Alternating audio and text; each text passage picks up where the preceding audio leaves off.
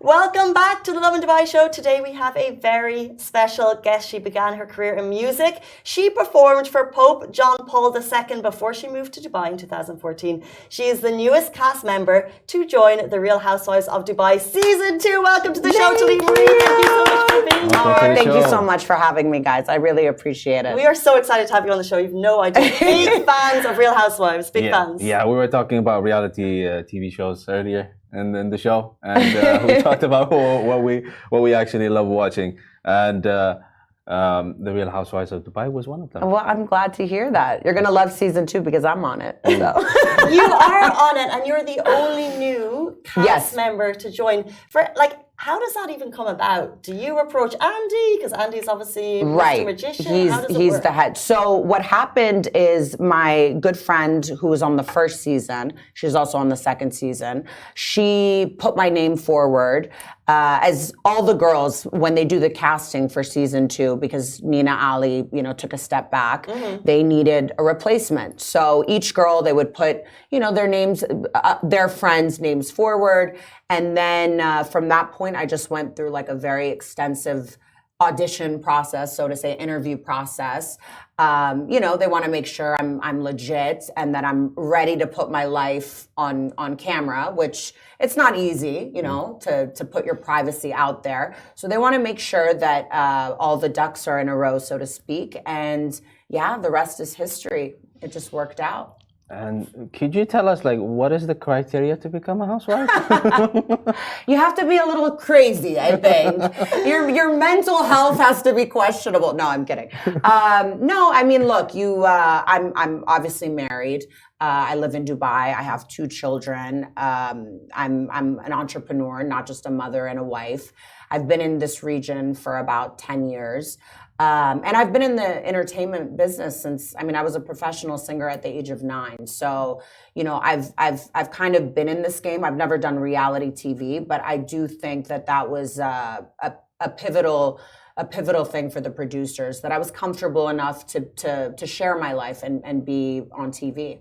But was that a big step for you? Because I think this is exactly what we were talking about before you joined the show, that it takes a lot of nerve to put you and your family to the public. Totally. So were you prepared for that? And do they actually help you? Do they have conversations with you about it? The biggest thing for both my husband and I, because, it was a big decision, as you're saying, was, do we put our children on the show? I have a 4-year-old and a 2-year-old, and I don't want to exploit my kids in any way. So that was for us our biggest thing. But, when they're filming for 8 hours in your home, how do you find that balance? And my thing was, being a mother is so part of who I am.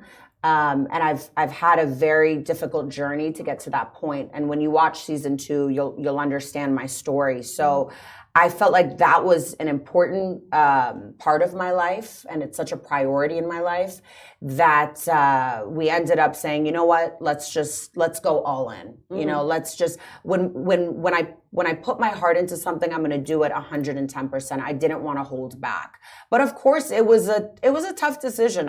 My husband has been in this region for about 20 years. So, he has a reputation. He's worked with the government, and sometimes these reality shows, they get a bad rap, and they can, thrive off scandal and this and that. So we definitely had to make a conscious decision. But I knew that I wasn't doing this for fame. I was doing this as a platform and to be able to connect with people, especially mothers. So we want to know, who was the most welcoming housewife? Good question. I have to say Sarah Al-Madani. She was she literally welcomes me with open arms. I actually met her a couple months before I even knew I was going to be on the show. She knew that I was kind of in the interview process. And yeah, she was very, very welcoming, very warm, very genuine. That's just the person she is. When you say the interview process, what is that like? Do they kind of introduce you to all the housewives to make sure that you have chemistry? Well, they definitely, I knew a lot of the housewives because it kind of has to make sense, right? There has to be somewhat of a connection. But for me, I was actually in the States when I was doing the interview process, and it was all via Zoom. So I would just go through different producers. It's kind of like a ladder. You go through a casting agency, and then you go to the production, and then you go to Bravo, and then Andy, you know, the god by the end of it. So it really goes through like a totem pole, so to say. But it's very extensive. And then, you know, they have to make sure that the family is on board. So they interviewed my husband, which he was against it, by the way, in the beginning. He's like, I don't know if I can do this. But by the end of it, he's like, where's my makeup team? Where's my lighting guy? Like, he's Mr. Hollywood now. He loves it. He loves every second of it. And he's met all the other husbands and they all get on. Oh, yeah. They all get on. It was nice because my husband and I both, like, we're kind of people that were somewhat peacekeepers. I mean, we like to bring people together. And I think there is drama, of course, even between me and some of the girls. But he was able to bring a lot of the husbands together, which you didn't see as much in season 1. So in season 2, I think you're going to see kind of a masculine point of view, which will be nice. And then I was able to bring kind of some of the girls together somewhat. You know, you mentioned that obviously one of the concerns was the backlash that you might face. And when season 1 came out, the backlash was about, you know, this isn't a real representation of Dubai. How do you respond to that? Yeah, I mean, I think when you say housewives, a lot of people take that in the traditional sense. And when you look at the franchise of Real Housewives, these women are not just sitting at home and caretaking, you know, as housewives, it shouldn't be that, you know. I think if anything, we're empowering housewives and women all over, and we're showing that we're not just mothers, we're not just wives, we're not just, you know, at home, we're entrepreneurs, we're empowering other women. So I knew that backlash was going to come, especially being the first franchise coming out of the Middle East. I knew, we all knew that was going to come, but I think all the women on the cast, we are here to break those barriers and to show what it really should be and what it is, and be trailblazers, so to speak. Earlier, you touched upon drama. All Ali's questions are he's in it for the drama. Let's hear it, Ali. Yes. So what is the biggest drama of the season? Well, you're going to have to wait and see because I'm not going to give the tea. But I will say that a lot of the dynamics change through the friend groups. And I think that's normal with any group of friends. There's a lot of highs. The highs are high, the lows are low. And I think the biggest difference between the first season and this season is, you know, the first season, the girls weren't as comfortable with each other. And a lot of people maybe could say that it felt a bit forced. Even though they knew each other, they were somewhat of a group. This season, those friendships are a lot more solidified, which means the drama is a lot more solidified and it does go deeper. So I'm not going to give you details, Ali. I'm sorry. Sure. But you are going to wait and see because there is a lot of drama, but there also is a lot of positivity and love through it. I hope people watch it for that as well. Ali doesn't. He watches it for the drama. But so you're gonna get a lot of everything. Well, rather than telling us about drama, could you name someone who instigates the drama? Like, you're gonna get me in trouble, KC. The instigator, I would say. All right. I'm gonna say it's Caroline Brooks, the girl that brought me in. Your bestie. My bestie. She instigated a lot of it.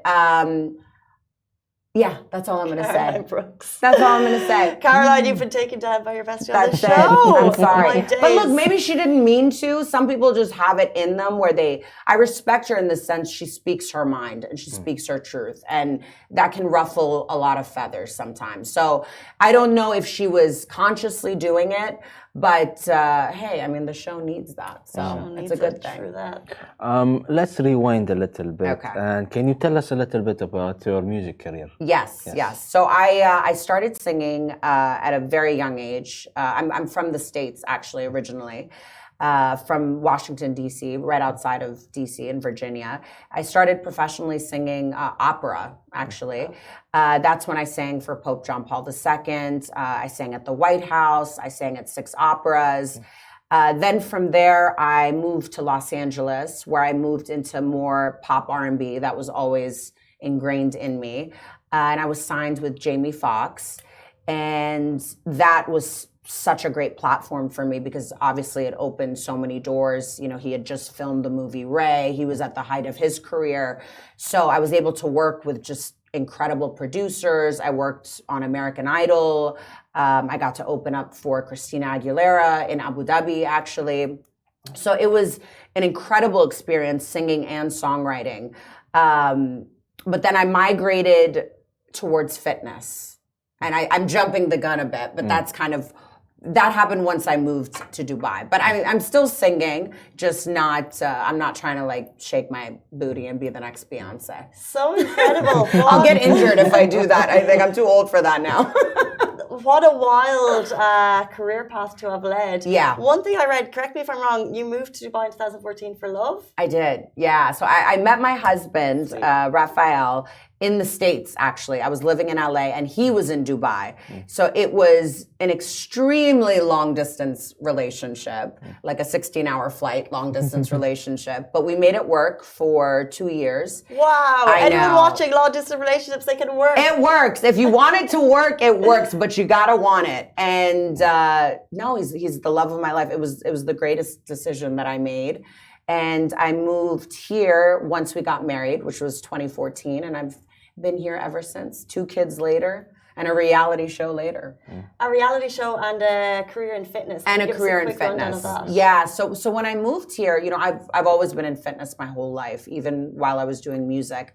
But when I moved here 10 years ago, I realized there was a space and a need for fitness, particularly among women. And it wasn't like how it is now where, you know, you see just fitness everywhere. So I really wanted to empower women, and I ran boot camps tailored for ladies only, and personal training, nutrition, mental wellness, all of that. And it was so fulfilling for me. And that's actually because when I first moved to Dubai the first year, it's not that I didn't like it. It was just that transitional period. You know, I didn't have my own thing. So once I found a place for myself in fitness, it was just very obvious for me that I wanted to continue that. And after having children and going through my journey, which you'll see on the 2nd season that I talk about my story, I wanted to focus more on fitness postpartum with postpartum mothers, or fitness with mothers who are pregnant or thinking about it, because for me, fitness, you know, I regained my identity through fitness, and that's kind of my message. In Dubai, we are a fast-paced environment, as everybody knows, living here. Do you have any top fitness tips or like for like a healthy lifestyle in Dubai?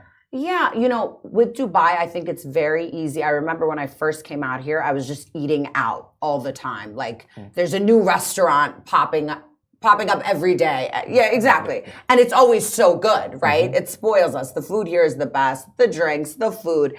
And, you know, while I promote moderation, everything in moderation, because I don't think you should completely restrict your life, I do think nutrition is so important. I'm on a meal plan with Right Bite, actually. They're an incredible company. I'm not trying to plug it, but they are very, very good. And not that everyone should be on a meal plan, but I think that meal prep and knowing your caloric intake and at least trying to eat well during the week is very important, and give yourself the wiggle room on the weekend. So I think eating is the number one. And then of course, just moving every day, try to get your steps in. You don't have to be, you know, pumping iron at 5 a.m., but at least get your steps in, and hydration, especially in the desert. Interesting. Before you leave us, I think one thing that you touched on is that the you know, the stereotype of housewives isn't what it is, and actually what you're doing is trailblazing women. You're starting businesses. You're doing a lot more than what it looks like, I guess, from the forefront. So do you have advice for working moms, moms in business who are trying to balance a life and just trying to keep it going? Like, what is your top tip for maintaining a healthy life balance? Red wine really helps. No. Lots of it. No. No, I mean, that's a great question. I think, I take that question very personal because for me, it's always trying to find that balance. I think we have to go easy on ourselves. We all have that mom guilt. You know, we always feel like we're never doing enough and we're never spending enough time with our children. So I think my biggest advice is go easy on yourself. When you follow your dreams and when you do what you love, your children see that. And to me, that's inspiring. And I want my daughters to see that I wasn't just sitting at home and being that traditional housewife. I was doing what I love to do while still trying to balance. It's hard. It's hard. I deal with it every day. But the advice is go easy on yourself. Do what you love to do. Surround yourself with family, a good support system. You know, I couldn't do what I do without my mother being here. She comes from the States, my sister, my mother-in-law. You know, they all, it takes a village, as they say. And I think that's, and my husband, of course. And I think when you surround yourself with a good team, anything is possible. Amazing. Love that so much, guys. That is Talene Marie, the newest star on Real Housewives of Dubai. She'll be joining season 2. When is it coming? When is it dropping? I know as much as you. Like, we still don't have a date, but very, very soon. We wanted a trailer up here. We couldn't. I know. Trust me. I do too. But it is worth the wait. Very soon. We're talking pre-Christmas. Do we know? Again, I don't know. And I really don't know. But hopefully soon. To a screen near you very soon. Yes. Marie, thank you so much for joining us. Thank you, guys. So open in the conversation. Of course, really. Anytime. I love what you guys do, by the way. Really, I love Lovin Dubai. I'm not just saying that. It's amazing the current events that you guys post. I have a lot of respect for you guys. So thank you for having me. I'm honored to be here, really. So kind of you. Thank you so much. Guys, that is it for us on the Lovin Dubai show. We're back with you tomorrow morning, same time, same place. Goodbye from me. Goodbye from me. Goodbye from me.